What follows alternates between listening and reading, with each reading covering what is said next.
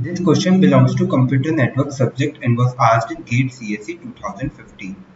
So the question states, suppose two hosts use a TCP connection to transfer a large file. Which one of the following options is are false with respect to TCP connection? So let us see all of them one by one. Option 1. If the sequence number of a segment is m. So in a segment we have a sequence number field if it is m. The sequence number of the subsequent segment is always m plus 1. No, it is false, as it depends on the number of 8-byte characters. As 8-byte character, for each 8-byte character, we are increasing one sequence number. So it depends on the number of 8-byte characters that are present. It might be present that it may increase by some m plus x amount. So this is false. Second option.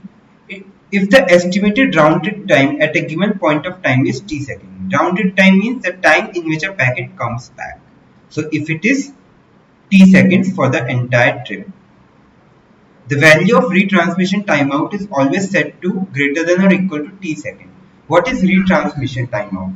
Retransmission timeout is basically used if we do not get a packet within a given amount of time, then we need to retransmit it as we assume that it is lost.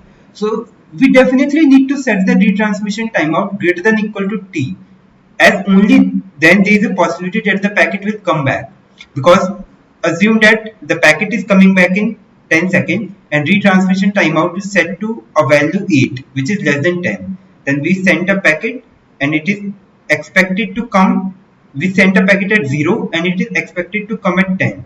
But retransmission timeout is only 8. So after 8 seconds, without waiting for the packet, we are again transmitting the packet. And again the packet will come at 8 plus 10, 18 seconds, but we are again retransmitting after 8 seconds at 16 seconds. So it will lead to an infinite loop. The retransmission timer should always be greater than equal to round trip time. So this is, then the value of retransmission timeout is set to this. This is true. Okay. The size of advertised window never changes during the course of TCP connection. Okay, this is a false statement. Why? Because the size of receiver's window do not change during the course of TCP connection, but the size of sender window keeps on changing based on the processing capability of the receiver. So this is false. The size of receiver window do not change, but the advertised window keeps on changing based on the processing capability of the receiver. The number of unacknowledged bytes at the sender is always less than equal to the advertised window. Yes, unacknowledged bytes should always be less than equal to the advertised window, because advertised window shows how many bytes are left acknowledged and how many are sent. So they need to be accommodated in a frame. Thus, unacknowledged bytes should always be less than equal to advertised window. Thus, this is true. When to tell which all are false. So false is option 1 and option 3.